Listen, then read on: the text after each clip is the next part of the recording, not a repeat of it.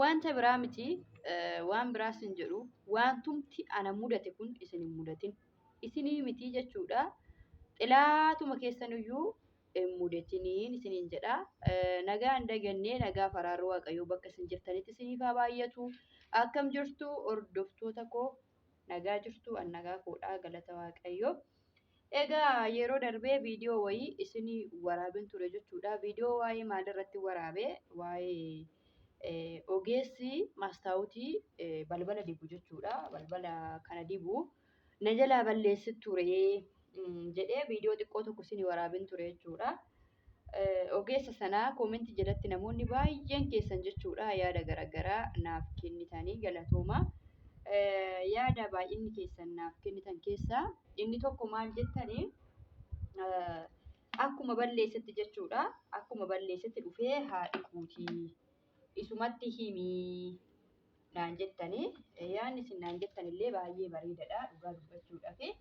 Garuu immoo dawwallaanii xiqqoo kana badii waan hojjeteefi yeroon mana ishii kana mastaawutii kana akkanatti irraa dhiquudhaaf mana ishii deemee miira nagaanatti hin agarsiistu ka jedhu yaadeeti.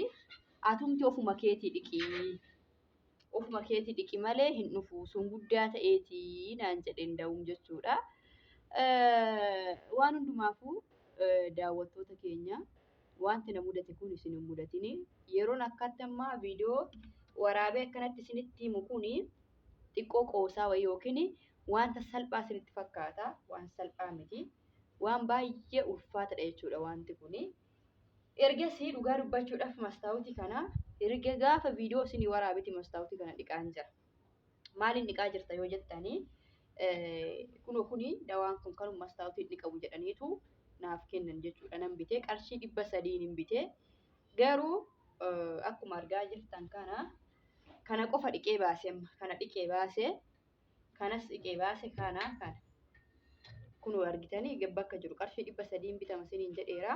Kana sadan qofa dhiqee baase kunoo qarshii 300 dhumee jira. Garuu immoo rakkoo qabu kana waciis taatan maalis taatan kana bitachuun hin danda'ama. Harka kiyya irratti nabne baay'ee ulfaata jechuudha. Amma naan akkanatti rigu kana laaffisee tani kana rigaa jiru jechuudha. Naaf hin bahu kun akkanatti laaffisee amma naaf bahee kun haala kanaan akkatti erge jechuudha. Amma kana yoon dabalee itti bite malee kana 4-5 nagaa jechuudha. Asaaba qarshii 300. Kanaaf wanni na mudate kun xilaata namaan mudatiin kan jedhudha. Dhugaa dubba baay'ee ulfaata. Dhiquun isaa baay'ee ulfaata. Akka bishaan itti naqanii qulqulleessanii saabunaan qulqulleessanii ba'an osoo hin taane kun amma kun akkanatti regdu yeroo sana qeensa isin dhukkubaa harki irreen kun isin dhukkubaa baay'ee ulfaataadha jechuudha. Samuun ammoo kanumarraan ture jechuudha dhugaa dubbachuudhaaf. Galgala isaa ta'uu ganama yeroo hargadhe qursii qopheessee qursii keenya nyaannee itti jammaraa. Innaan isaan ga'u misaa deemee nan nyaadha. Sanaan alatti irbaata immoo qopheessee kanumatti deebi'a. Kun washuma kana dhiqee jechuudha. Naannawama kana haga kanaa dhiqee jechuudha.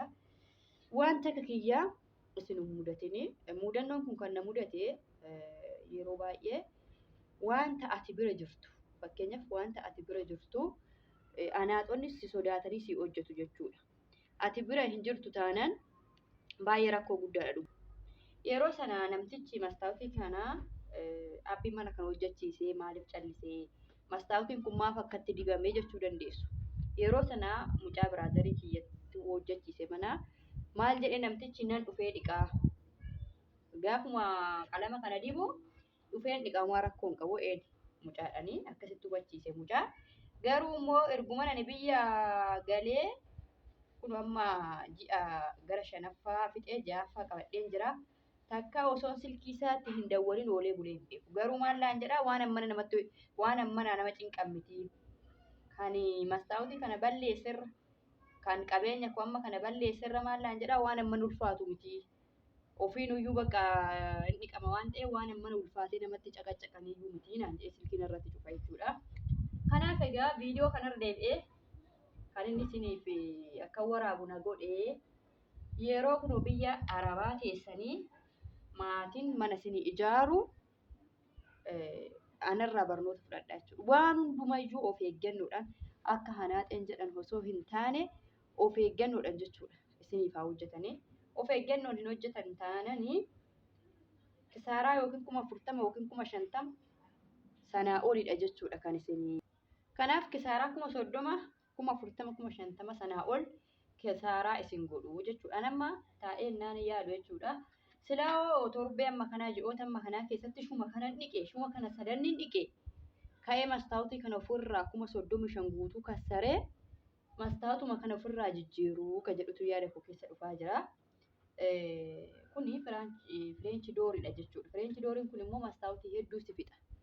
Ka'ee jijjiiruu mastaawutii kanarraa baasuu nan danda'a. Bilooniidhaan hidhame waan ta'eef irraa baasuu nan danda'a. Irrumaa baasee mastaawutii haaraa bitee galchuu ofirraa dhiisee. Kana harka kootti namni harki muluun na gubate, irreen muluun na dhukkube. Kana hundumayyuu ofirraa dhiisee ka'ee mastaawutii haaraa bitee itti galchuun jedha. Amma waanummaan ani ittiin hin yaalle hin jiru. Amma kuni kanuma mastaawutiiti jechuudha. Warra mana mastaawutii fi mana mukeenii achiin bitee jechuudha. Qarshii 300 kun hin baasaa jedhu. Garuu kun